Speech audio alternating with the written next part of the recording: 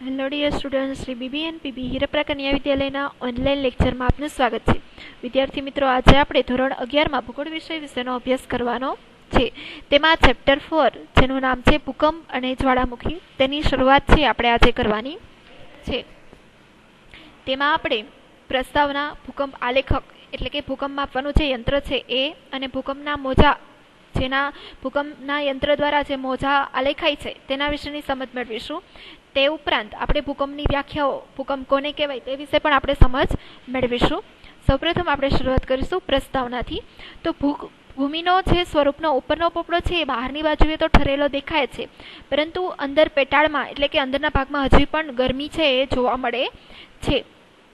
અને એ ગરમી છે એ શેના કારણે હોય છે? તો પેટાળના ભાગમાં જે પૃથ્વીના ઉપરના ખડક સ્તરો છે એનું ખૂબ જ ભયંકર દબાણ હોય છે, અને એ ઉપરાંત એની અંદર છે અમુક પ્રકારે મેઘમાં કે લાવા છે એ રહેલો જ હોય છે. તેના કારણે છે અંદર ખૂબ જ ગરમી છે એ જોવા મળે છે. તો આ આંતરિક ગરમી છે અને દબાણ છે એના કારણે છે પૃથ્વીના અંદરના જે ભાગો છે પરસ્પર હલનચલન કરતા જ રહે છે. એટલે કે અંદરનો મેઘમાં છે એક જગ્યાએથી બીજી જગ્યાએ જતો રહે છે, અથવા તો અંદર એક પ્રકારનું દબાણ હોય છે કે જે કોઈને કોઈ રીતે અમુક સ્તરોનું દબાણ છે એ અમુક સ્તરોને બહારની ભાગમાં, અથવા તો અમુક સ્તરોનું દબાણ છે અમુક ભાગને નીચે બેસાડી દે છે, અમુક ભાગને ઉપર ઉઠાવી દે છે. એવી રીતે જે પ્રક્રિયા થાય છે એને શું કહેવામાં આવે છે?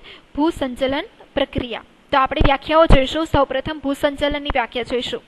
તો પૃથ્વીના પેટાળની જે આંતરિક ગરમી અને દબાણના ફેરફારને કારણે ખડક દ્રવ્યોના સ્વરૂપમાં પ્રસરણ કે સંકોચનની જે પ્રક્રિયા થાય છે, જેના લીધે ભૂકવચમાં હલનચલન અનુભવાય છે, તે પ્રક્રિયાને ભૂસંચલન કહે છે. પૃથ્વીની આંતરિક ગરમીને લીધે જે ખડક દ્રવ્યો છે અમુક પ્રકારે સંકોચન એટલે કે અમુક પ્રકારે જમીન ભાગમાંથી બેસી જાય, અથવા તો પ્રસરણ એટલે કે અમુક ભાગ ઉપસી આવે, તો એ પ્રક્રિયાને લીધે પૃથ્વીના પેટાળમાં જે હલનચલન અનુભવાય છે એ પ્રક્રિયાને શું કહેવાય? ભૂસંચલન પ્રક્રિયા.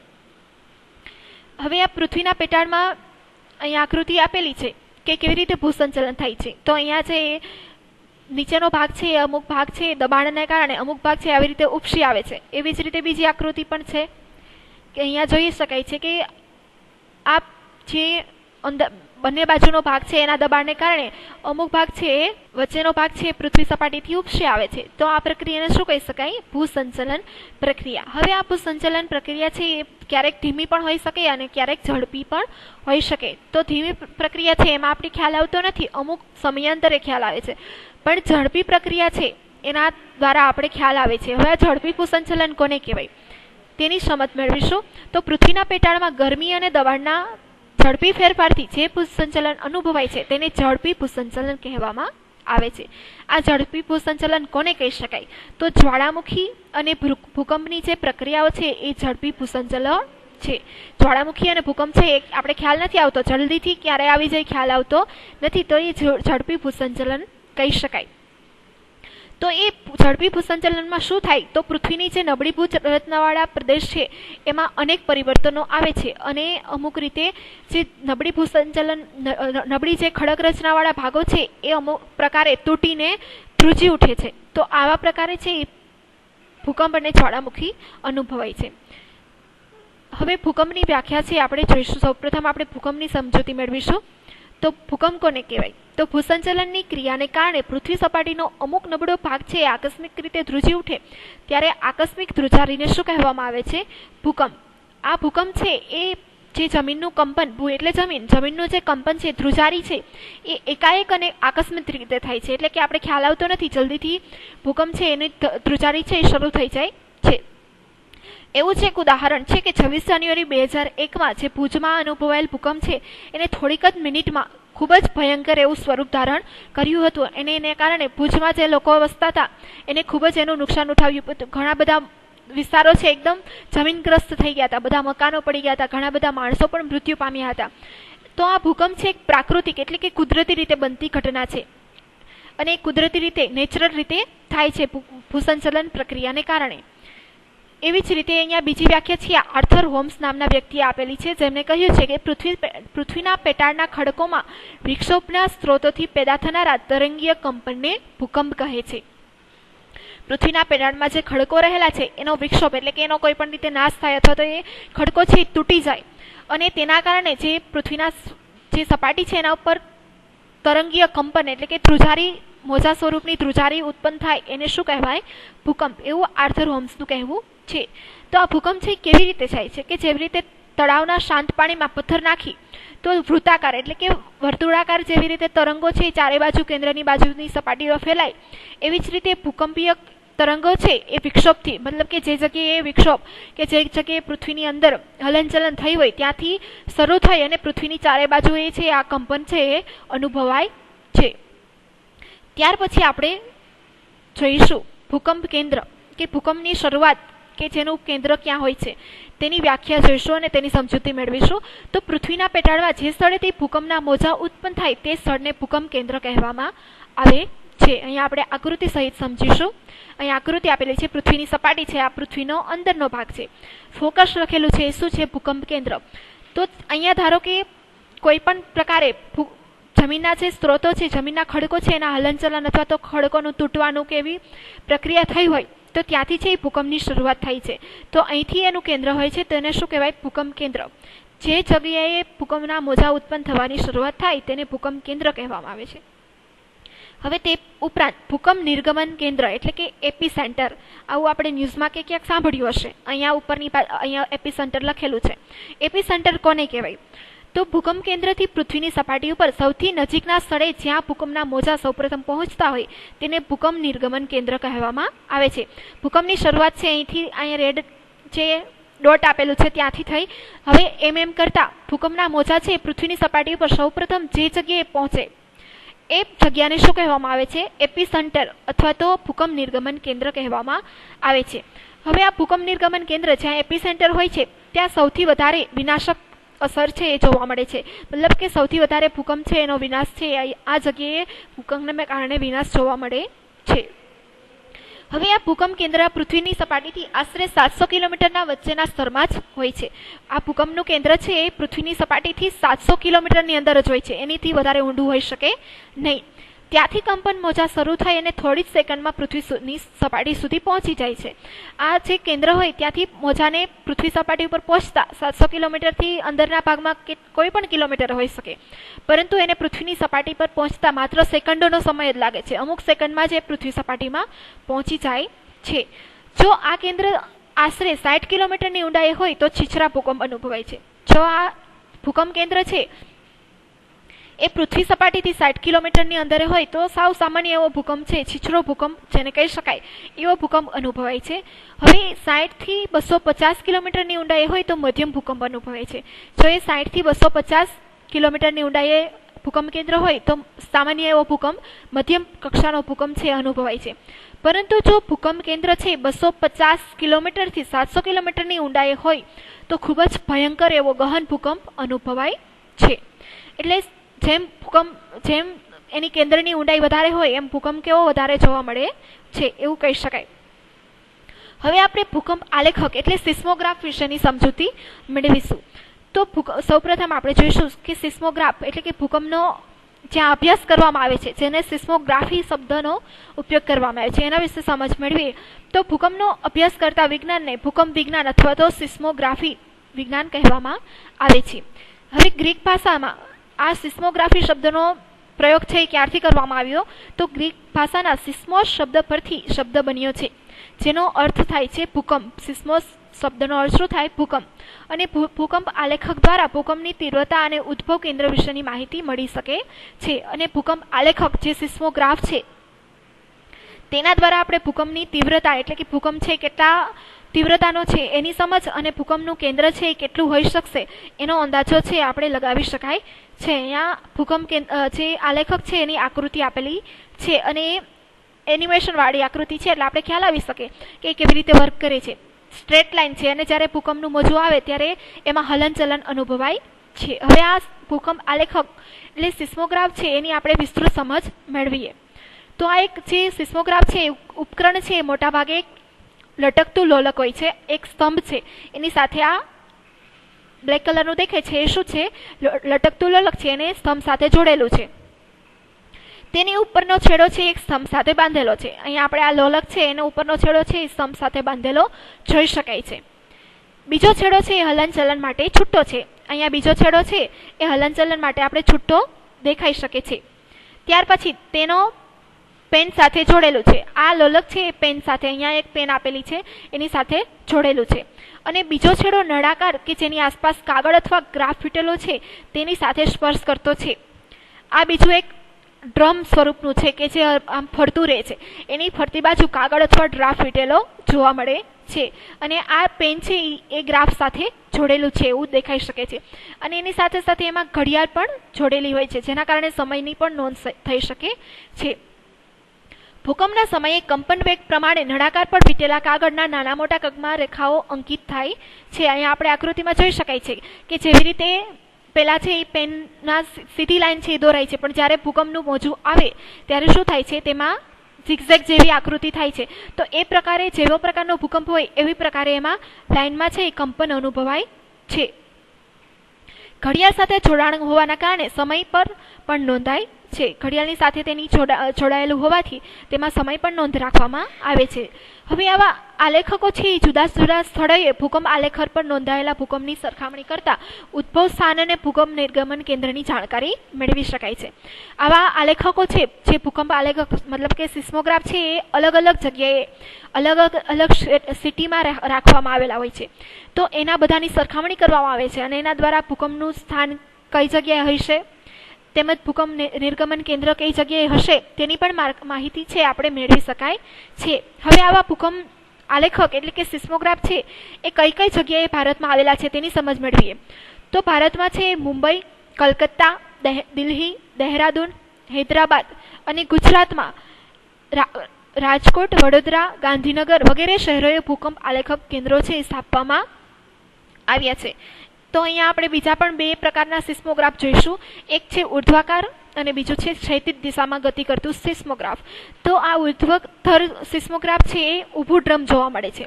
તો એમાં જે લોલક છે એ ઉપર નીચે ગતિ કરતું હોય છે, જ્યારે ક્ષૈતિજ દિશાનો સિસ્મોગ્રાફ છે એમાં આડું ડ્રમ છે, એમાં લોલક છે એ આડી રીતે ગતિ કરતું હોય છે અને બંનેમાં સમય નોંધી શકાય છે. બંને સિસ્મોગ્રાફમાં સરખી જ રીતે હોય છે, પરંતુ અમુકમાં આડું ડ્રમ હોય, અમુકમાં ઊભું ડ્રમ હોય, તો એ પ્રમાણે લોલક છે એ ગોઠવાયેલું હોય છે. એવા આપણે બીજા ભૂકંપ આલેખક એટલે કે સિસ્મોગ્રાફ જોઈએ.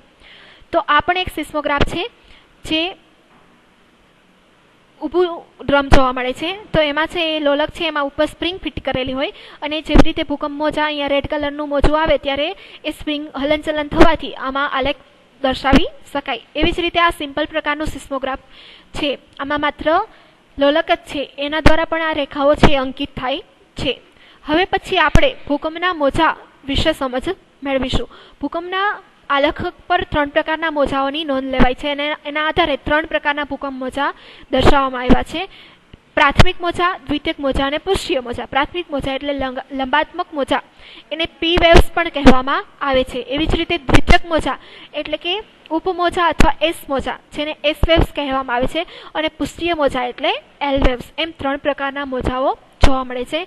અહીંયા આકૃતિ આપેલી છે સિસ્મોગ્રાફની, એના ગ્રાફની આકૃતિ છે. અહીંયા સિમ્પલ મતલબ કે સ્ટ્રેટ લાઇન પ્રકારે જે નાના નાના પ્રકારે જોવા મળે છે એ પી વેવ્સ એટલે કે પ્રાથમિક મોજા હોય છે. પછી થોડા વધારે ઝિગઝેગ જોવા મળે છે એ એસ વેવ્સ હોય છે, અને વધારે ઝિગઝેગ વાળું જોવા મળે છે એ એલ વેવ્સ હોય છે. એલ વેવ્સ છે એ ખૂબ જ ભયંકર હોય છે, એટલા માટે એમાં વધારે ઝિગઝેગ જોવા મળે છે. આ 3 પ્રકારની મોજાની સમજૂતી છે આપણે આકૃતિ દ્વારા સમજીએ તો પી વેવ્સ જે સ્ટ્રેટ લાઇન હોય છે, મતલબ કે સીધી દિશામાં ગતિ કરે છે, તે ક્યાંય વાંકા ચૂકા થતા નથી. આ એસ વેવ્સ છે ઉપર નીચે પૃથ્વીની સપાટીમાં ઉપર નીચે ગતિ કરે છે, મતલબ કે ઊભી ઉપર નીચે આવી રીતે ગતિ કરે છે. એલ વેવ્સ છે એ સર્પાકાર એટલે કે આડી રીતે સર્પાકાર રીતે પોતાના મોજાની ગતિ કરે છે. હવે આપણે આની વિસ્તૃત સમજ મેળવીશું. સૌપ્રથમ પ્રાથમિક મોજા, જેને લંબાત્મક મોજા અથવા તો પી વેવ્સ પણ કહેવામાં આવે છે. તો આ મોજા છે એ સૌથી વધુ વેગ ધરાવતા મોજા છે, તેથી તે ભૂકંપ કેન્દ્ર પર સૌથી પહેલા પહોંચે છે. આ મોજા ઘન અને પ્રવાહી બંને માધ્યમમાંથી પસાર થઈ શકે છે, મતલબ કે પૃથ્વી સપાટી પરથી પણ પસાર થઈ શકે અને પાણીમાંથી પણ પસાર થઈ શકે છે. પ્રવાહી માધ્યમમાં પ્રવેશતા તેની ગતિ છે એ ધીમી થઈ જાય છે. ઘનમાંથી મતલબ પૃથ્વી સપાટીમાંથી કોઈ પણ પાણી ધરાવતા સરોવર કે સમુદ્ર સપાટીમાં પહોંચે તો એની ગતિ છે એ ધીમી થાય છે, પરંતુ એ પ્રસાર તો થઈ જાય છે. કેન્દ્રીય ભાગમાં તે પ્રતિ સેકન્ડે 8 થી 14 કિલોમીટરના વેગથી પસાર થાય છે. તે કેન્દ્રીય ભાગમાં મતલબ કે જ્યાં ભૂકંપ કેન્દ્ર હોય ત્યાંથી પૃથ્વી સપાટી ઉપર પહોંચતા એને માત્ર સેકન્ડમાં એ પૃથ્વી સપાટી પર કેટલી ગતિ કરે છે? 8 કિલોમીટરની ગતિ કરે છે. 8 થી 14 કિલોમીટર મતલબ કે સૌથી વધારે ઝડપી ગતિ કરે છે પ્રાથમિક મોજા, કે માત્ર એક જ સેકન્ડમાં 8 થી 14 કિલોમીટર સુધીના જગ્યા છે એ પસાર થઈ જાય છે. પદાર્થની ઘનતા બદલતા એ મોજા વક્રીભવન પામે છે.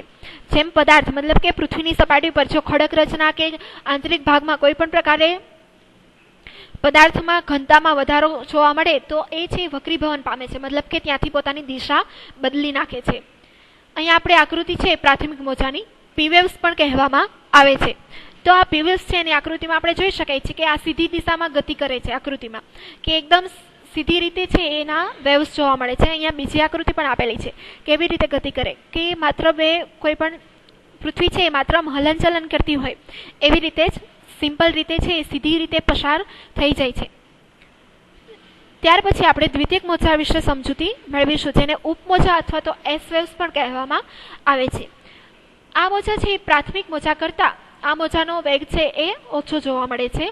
તેઓ માત્ર ઘન માધ્યમમાંથી પસાર થઈ શકે છે. દ્વિતીયક મોજા એટલે કે એસ વેવ સેકન્ડરી વેવ્સ છે એ માત્ર ઘન માધ્યમમાંથી પસાર થાય છે. પ્રવાહી માધ્યમમાં એ ગતિ ધીમી પડી જાય, એ પ્રવાહી માધ્યમમાં એકદમ શાંત પડી જાય છે. તેમાં અણુઓના કંપન મોજાની દિશામાં કાટખૂણે ઉપર નીચે થાય છે. દ્વિતીયક મોજા છે એ કાટખૂણે એટલે કે ઉપર નીચે ગતિ કરે છે. આ મોજા પ્રકાશના મોજાને મળતા આવે છે. સમુદ્ર અથવા પ્રવાહી માધ્યમમાં તે શાંત થઈ જાય છે. સમુદ્ર સપાટીમાં એટલે કે પ્રવાહી માધ્યમમાં જ્યારે પ્રવાસ કરે છે ત્યારે આ મોજા છે એ બંધ થઈ જાય છે, મતલબ ભૂકંપ છે એ શાંત પડી જાય છે. તે પણ ભૂસપાટીથી વધારે ઊંડાઈએ પ્રવેશ કરે છે. પ્રાથમિક મોજાની જેમ દ્વિતીયક મોજા પણ જમીનની સપાટીના અંદરના ભાગ સુધી ગતિ કરે છે. અહીંયા છે દ્વિતીયક મોજાની આકૃતિ આપેલી છે એસ વેવ્સની. આપણે જોઈ શકાય છે કે કેવી રીતે આ મોજા છે પસાર થાય છે. ઉપરની સપાટીથી લઈ અને આમ ઉપરની ભાગમાં વળાંકની રીતે ગતિ કરે છે. એવી જ રીતે અહીંયા બીજી આકૃતિ આપેલી છે કે ઉપર નીચે એમ ઝિગઝેગ સ્વરૂપે ગતિ કરે છે. ત્યાર પછી આપણે ત્રીજા પ્રકારના પૃષ્ઠીય મોજા એલ વેવ્સ વિશેની સમજ મેળવીશું. આ મોજા છે પૃથ્વીની સપાટી ઉપર પરિઘની લંબ દિશામાં ગતિ કરે છે. પરિઘની લંબ દિશામાં મતલબ કે આડી દિશામાં જેમ આડો સર્પ જતો હોય એવી રીતે ગતિ કરે છે. શાંત સરોવરમાં પથ્થર નાખવાથી જેમ મોજા ઉત્પન્ન થાય તેવા આ મોજા છે. શાંત સરોવર હોય એમાં આપણે પથ્થર નાખીએ તો ફરતી બાજુએ વર્તુળાકાર જેમ મોજા ઉત્પન્ન થાય એવી રીતે આ પૃષ્ઠીય મોજા છે એ ગતિ કરે છે. તેમની ગતિ પ્રતિ સેકન્ડ 3 કિલોમીટર હોય છે. મતલબ કે આ મોજા છે એ 1 સેકન્ડમાં 3 કિલોમીટરનું અંતર કાપે છે. આ મોજા સૌથી વિનાશકારી છે. ભૂકંપના કારણે તબાહી મચે છે એ આ મોજાના કારણે જ હોય છે. આ જે પૃષ્ઠીય મોજા છે એ ખૂબ જ વિનાશકારી હોય છે, કે જેમ કોઈ પણ સ્થળ છે એમાં મકાનો ધરાશાયી થઈ જાય, ખૂબ જ બધું નુકસાન થાય, તો એ બધું છે આ એલ વેવ્સને કારણે થાય છે. તેવી જ રીતે સમુદ્રમાં જે સુનામીની પ્રક્રિયા આવે છે, સુનામી થાય છે અને એમાં ઊંચા વિનાશકારી મોજા ઉછળે છે પાણીમાં પ્રવેશતા, તો એ પણ આ એલ વેવ્સ જ એના જવાબદાર હોય છે, કે એલ વેવ્સને કારણે જ સમુદ્રમાં સુનામી આવે છે. આ મોજા ભૂગર્ભમાંથી પસાર થતા ન હોવાથી પૃથ્વીની આંતરિક રચના જાળવવામાં ઉપયોગી થતા નથી. ભૂગર્ભ એટલે કે પૃથ્વીના અંદરના ભાગમાં છે આ મોજા પસાર થતા નથી, ઉપર જ ગતિ કરે છે. એટલા માટે આંતરિક રચના વિશે સમજ મેળવી શકતા નથી. અહીંયા આપણે એલ વેવ્સની આકૃતિ આપેલી છે પૃષ્ઠીય મોજાની. આપણે જોઈ શકાય છે કે આ મોજા છે એ આવી રીતે ઝિગઝેગની રીતે સર્પાકારની રીતે ગતિ કરે છે અને આના કારણે ખૂબ જ વિનાશ સર્જે છે. હવે એ ઉપરાંત આપણે જોઈએ કે પી મોજા એટલે કે પી વેવ્સ અને એસ વેવ્સ છે એ ગતિ અને દિશાની લાક્ષણિકતા પૃથ્વીની અંદર સુધી પ્રવેશ કરે છે. એટલા માટે આપણે પૃથ્વીની આંતરિક રચના વિશે અને ભૂમિય ભાગો વિશેની રચના વિશે આપણે માહિતી પૂરી પાડે છે. જ્યારે પૃષ્ઠીય મોજા છે એમાં આપણે પૃથ્વીની આંતરિક રચના વિશે સમજ મેળવી શકતા નથી. જ્યારે પી વેવ્સ અને એસ વેવ્સના લીધે આપણે પૃથ્વીની આંતરિક રચનાના ભાગો વિશેની સમજ મેળવી શકીશું. તો વિદ્યાર્થી મિત્રો, આજે આપણે પૃથ્વીમાં જે ભૂકંપ અનુભવાય છે, ભૂકંપના આલેખક એટલે કે સિસ્મોગ્રાફ કેવી રીતે કાર્ય કરે છે, તેના કારણે જે 3 પ્રકારના મોજાઓ છે એ ગ્રાફમાં દર્શાવી શકાય છે.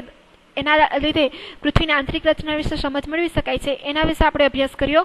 આગળના લેક્ચરમાં આપણે ભૂકંપના કારણો, તેની અસરો કે સર્જનાત્મક અને વિનાશાત્મક અસરો વિશે સમજૂતી મેળવીશું.